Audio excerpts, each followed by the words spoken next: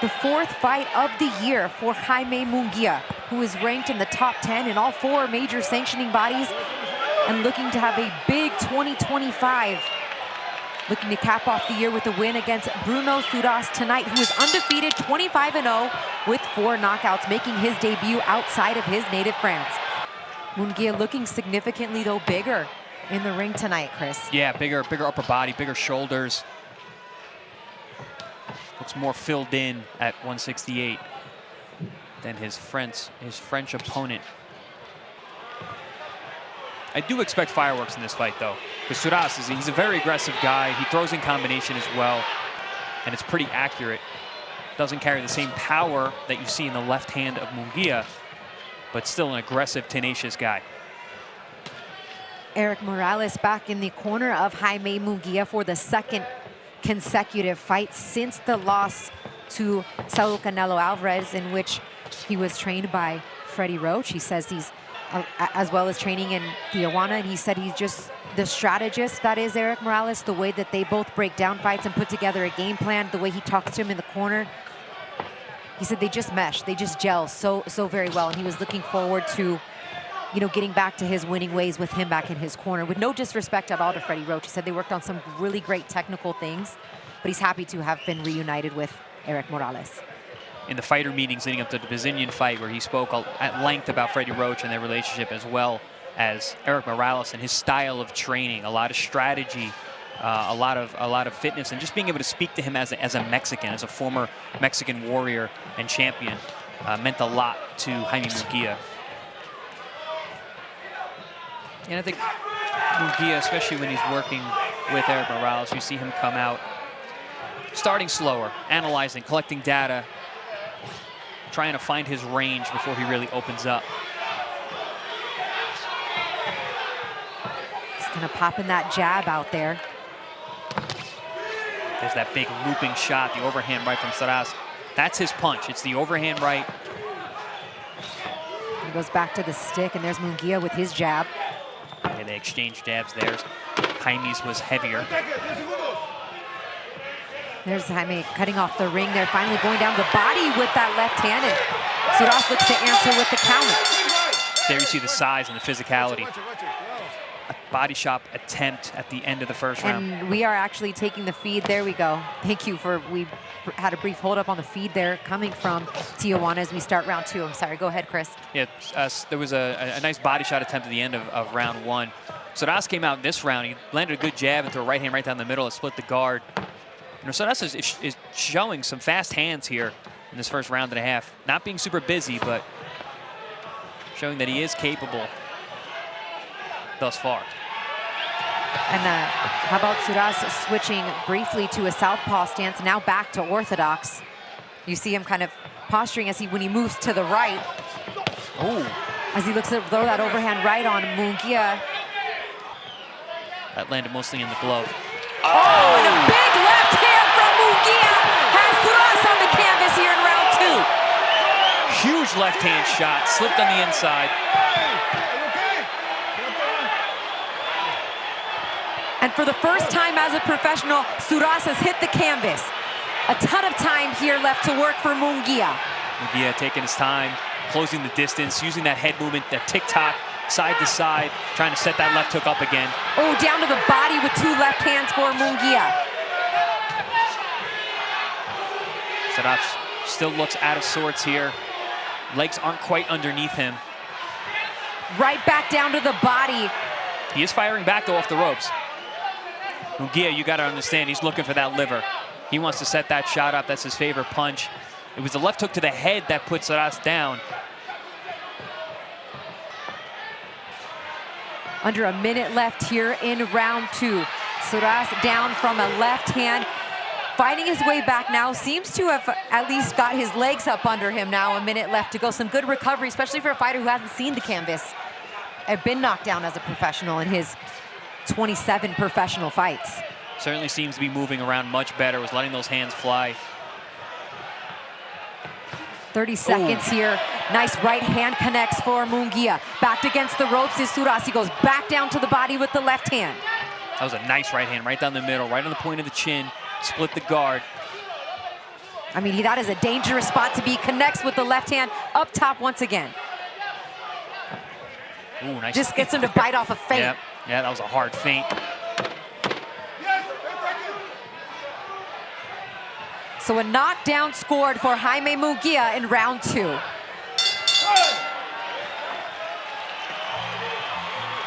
Yeah, you can see him slip inside, big left hook, bang, right on the point of the chin there. Massive shot. Goes for the follow-up, looking for that body shot. That was a nice liver shot there. Surace took that quite well. Boom, and there was a nice straight right hand right down the middle, right on the point of the chin. Bang! Not gonna land a better shot than that. There's a good look at it. Surace went down very hard. Got up hurt, but recovered well during the round, was letting those hands go, fighting off the ropes, keeping himself in the fight. Seemed to have righted the ship. Round 3 in this scheduled 10-rounder. Christina Poncher and Chris Algieri here with you. So a 10-8 round scored there from Munguia in round 2 after a slow start in round 1, really for both guys. Things heated up quickly, and then a slip there in the red corner. Ref right on top of that as water being poured in that corner. Dangerous spot to be there for Surace as Jaime Munguia continuing to stalk here in round 3. Goes right back down to the body with the series of punches, finishes up top with the left hand. Yeah, Surace does not want to be putting himself on the ropes the way that he did there. He's just going to allow Jaime Munguia to let those hands go in combination, and he's going to find a home for those shots. Side-to-side upper body movement from Munguia.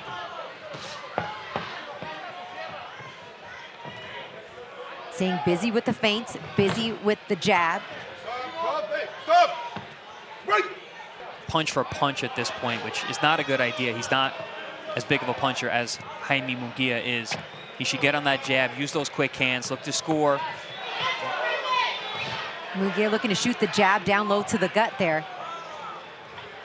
Cutting off the ring quite well. Really getting Surace right in a position to land shots like that. Well, Surace is allowing him to walk him down to the ropes. And more you're seeing Munguia go down to that left hook to the liver, tenderizing the body of the Frenchman. Ooh, right big old hand. right. Partially blocked, but it still knocked Surace off balance. Literally lifted up his front foot. Up against the ropes once again. Munguia looking to shoot the left hand. Brings it upstairs first as Surace, much to his advantage, up off the ropes. And Munguia has done a good job actually making Surace miss because Surace is looking for one big punch at a time. He's not throwing the punches in combination like I've watched in his past fights. He's throwing singles, looking for home run shots, and Munguia seeing them a mile away. Munguia stalking, following.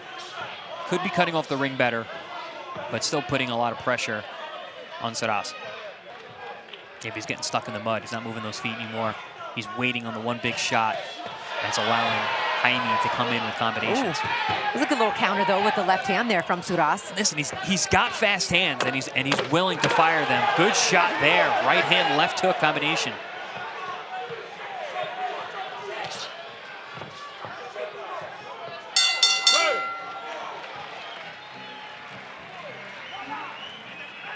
As we start round 4, what adjustments, if you're in the Surace corner, Chris, are you telling your fighter to make here?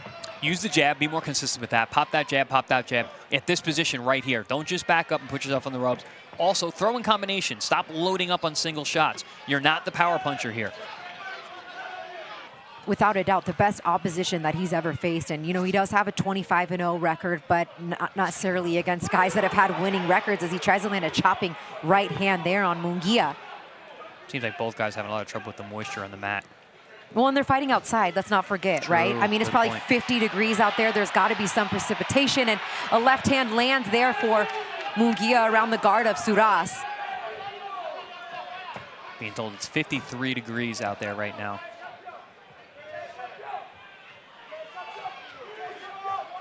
You know, I don't think we've given enough credit to Surace, you know, coming across the world. Absolutely, and he, you know, he said he got the call 3 months ago, so he's had plenty of time, but he said, look, I have an opportunity to change my life, to change my family life, and I will do whatever it takes. I'd say he definitely trained for body shots because Munguia has ripped some good left hooks to the body and Surace has taken them well. Hasn't really shown. Particularly with that left hand. Yeah, I mean, that's Munguia's weapon. That's one of his best punches, one of his favorite for sure. And he's landed some good ones, even on the hip and around the elbow. Those punches usually hurt guys. Surace has taken them well. Up top for Surace. You know, nearly a minute left in the 4th round here. I know Surace has not been all that active offensively, but I will say he has made adjustments. I've seen him in past fights be a little wilder, be a little more reckless with his shots. He has cleaned up his offense quite a bit, which, you know, you would have to still be here at this point. Down to the body again with the left hand for Munguia. But Munguia now is getting more creative with the offense, mixing those punches up quite well. Oh, nice uppercut lands there for Surace. Tricky shot up the middle, splits the guard.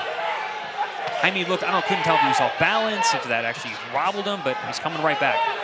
Yeah, he came back with the left hand to the body and a right hand around the guard of Surace, but that was a significant shot for the Frenchman. 15 seconds here in round 4. Down to the body uppercut of his own for Munguia. Surace is showing some good durability. Oh, overhand right for Surace. Solid into this round.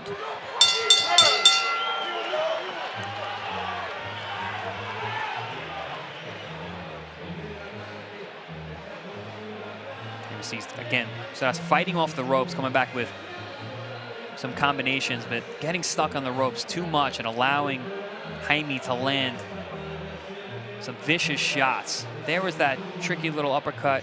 That was a little bit of a glancing shot. That wasn't as clean as it looked initially.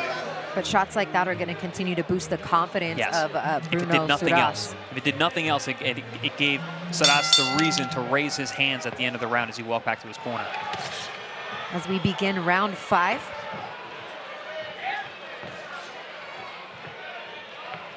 Jaime Munguia has done some significant work to the body through the first 4 rounds, particularly with the left hand. He's dropped Surace in round 2 with that left hand, a grazing shot to the head.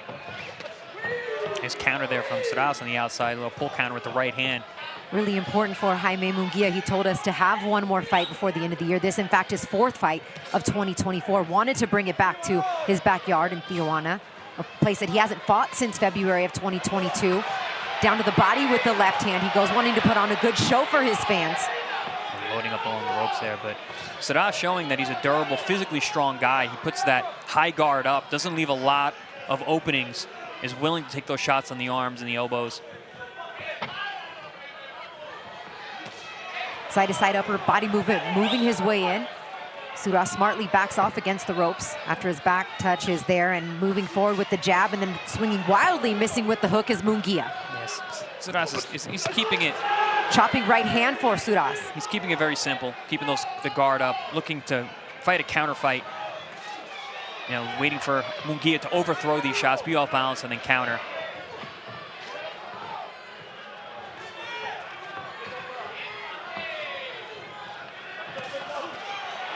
Some good work once again with the back against the ropes. I mean, anytime Surace gets stopped and tagged there, it's down to the body and then back up top, no question for Munguia. Yeah, and everything's hard. Munguia needs to change up. He needs to change up the speed.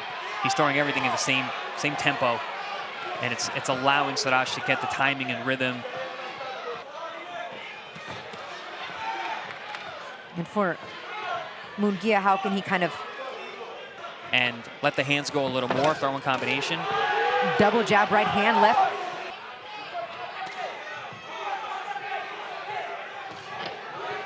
And I just feel like you can see Surace thinking in there, right? Like he's really trying to figure out how he can get inside and land something on Munguia, who is continuing to feint, move side to side with the upper body movement, use the jab, and of course invest in the body.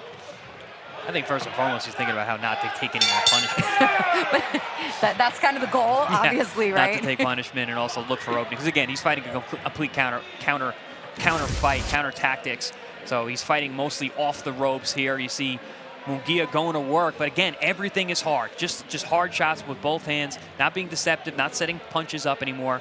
And then back comes Surace when he has these opportunities. Munguia overthrowing at times, gets off balance and leaves himself open for combinations like that. Not all of those punches weren't clean, but they're scoring blows for Surace.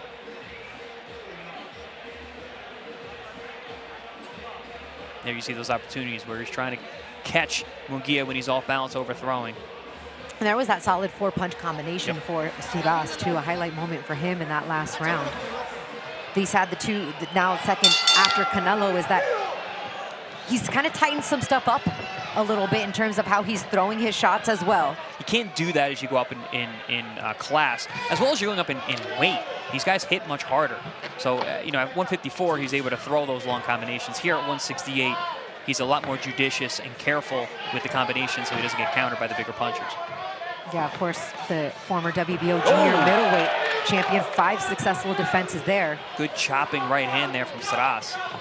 Now 3-1 at 168 pounds. Of course, that lone loss to Canelo Alvarez in May of this year. 2 minutes left to go here in round 6. Down to the body, of course, combination starting again with that left hook. Surace is waiting. He allows Munguia to work with his hands up, and then as soon as he's done, he throws.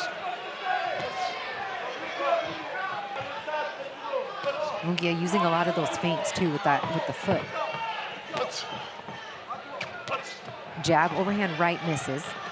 Yeah, back to the jab. He's taking a little bit of power off those shots. I think that's smart.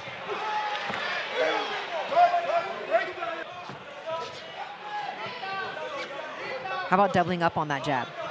Just jabbing in general, high, low, sticking that jab, blinding your man so he can't see the right hand coming, punching through the guard because they're unaware that right hand's next. Jab is just such a versatile weapon and tool. You know, we were watching and calling that Bazinian fight. We were like, okay, well, this is a good fight. They kind of went back and forth, and then you thought Bazinian was in it until he wasn't. Right? Exactly. It's like Munguia took a round off and then came back and finished him. Oh, my goodness! Munguia goes down in round 6!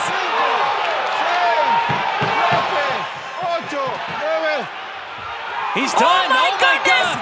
He does not beat the count. It is over. One punch Bruno knockout. Surace has knocked out Jaime Munguia. Wow. Oh my goodness. What an upset in Tijuana.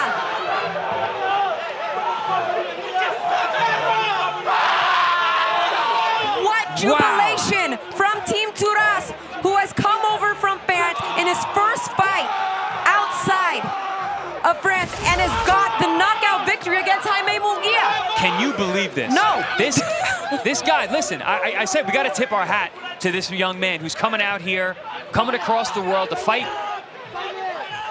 the man in his hometown and scores a one-punch, come from behind, knockout of the year, upset of the year, one-punch, full 10 count. Unbelievable. Bruno Surace said, we have a chance to change our life for this fight, and I will do whatever it takes. Tonight, it took one right hand that dropped Jaime Munguia.